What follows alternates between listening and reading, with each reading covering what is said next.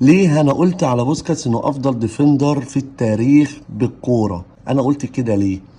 عشان هنشوف دلوقتي مع بعض. بص بوسكاتس هنا واخد الكوره، 1 2 3. هنا المفروض يعمل ايه؟ يعمل باص لايه؟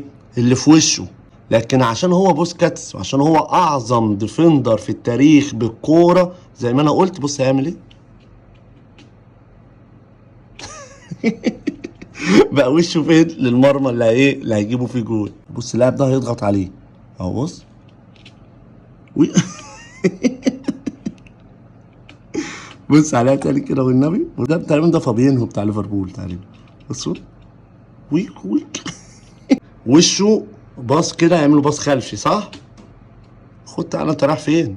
لاعب 2 3 4 5 6 هيلعب لمين؟ دايرة عليه، هيلعب لمين؟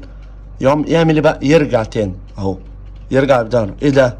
يوم بوسكاتس هنا يفتكر ايه ده؟ هو انا ديفندر برجع الكرة للخلف؟ ده انا كده ابقى بلعب درجة تانية في الدوري الكيني.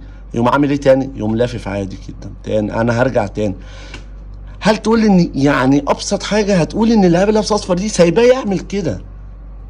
مضغوط عليه من مين؟ من مارسيلو، تمام، وبنزيما ده تقريبا اهو. يعمل ايه؟ بص هنا يعمل ايه؟ الكرة اتقطعت، وش اتقطعت. لا عادي، انا بوسكاتس، انا مش اي حد. لاعب 2 3 4.